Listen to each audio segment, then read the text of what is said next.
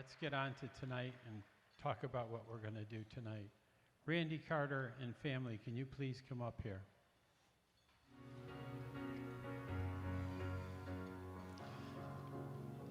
We're going to show you a short video, and then we're going to talk with Randy and his family. Many of you, or some of you, might remember Randy's family's daughter. Can we have that video? Connecticut Children's Medical Center touches the lives of thousands of patients and their families.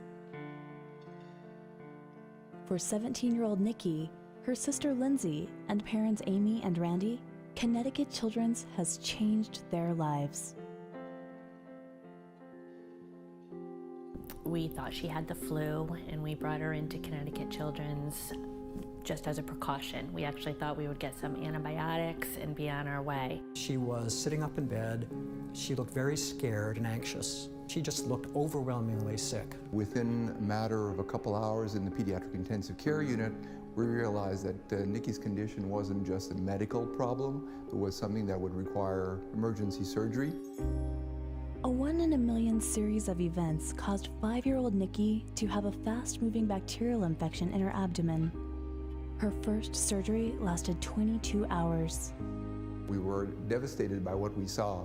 They describe her situation as pouring gasoline on her stomach and lighting a match. They didn't know if she would survive. So within the first 3 weeks of her hospital stay, she probably went to the operating room probably about 15 times. Nicki lost 2/3 of her diaphragm, a kidney, large intestine, and muscles in her back and leg needed for walking. Doctors didn't know if she would ever walk again, if she would ever breathe on her own again.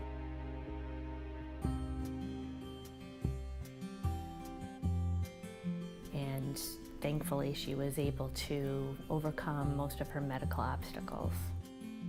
After 225 days in the hospital, Nicki was able to go home. Over the past 12 years, her road to recovery continues with the very special collaborative approach to care Connecticut Children's provides.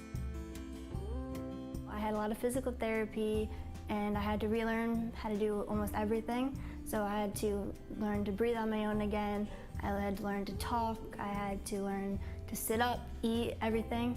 Doctors actually thought I wouldn't be able to walk because I didn't really have the muscles.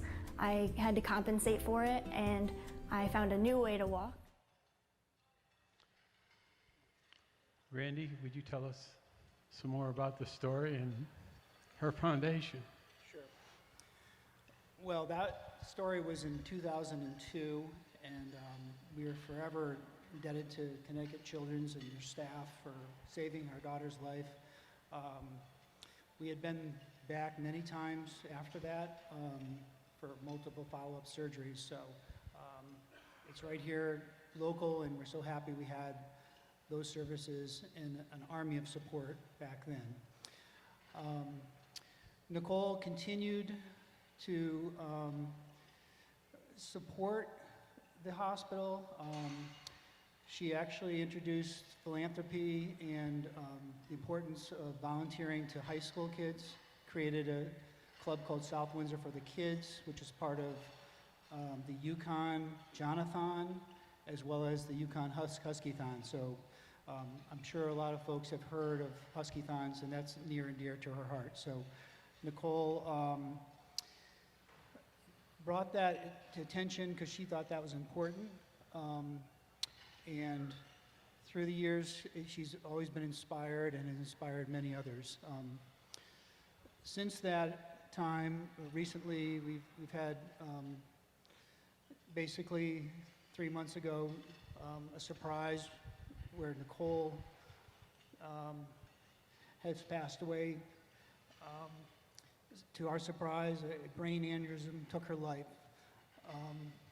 So we've created a foundation called the Nicole Cartier Memorial Fund in her honor to keep her living spirit continuing with hopes that all that she's done, we are very fortunate that the hospital saved her life in 2002. We got 21 additional years. She was a 26-year-old beautiful soul, and we were so proud to be her parent. Inspired us, and grateful for every day that we had. So, you know, I think that kind of sums it up. Where if you could, you know, she was an inspiration to many, and the community and army of support we've had for the years. And thank you, Bizzuto's, as well. You've backed us and allowed us to, you know, be with her while she was sick all these years. But an inspiration, and hope that her spirit lives on through this foundation.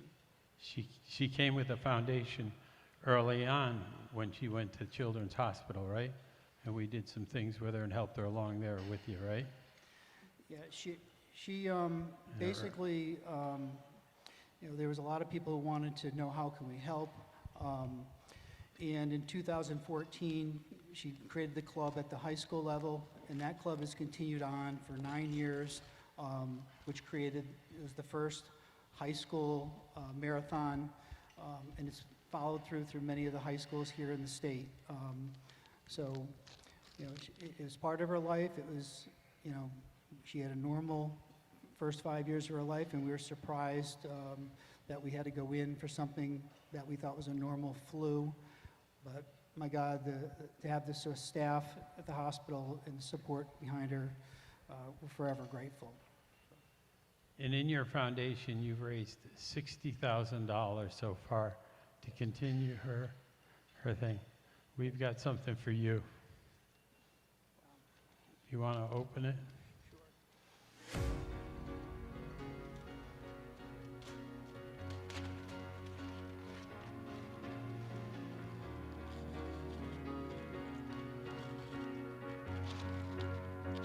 An additional $20,000.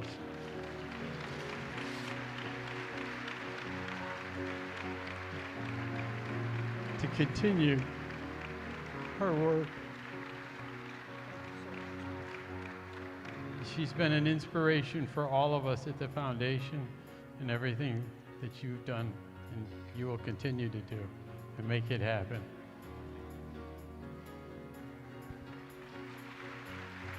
Thank you very, very much.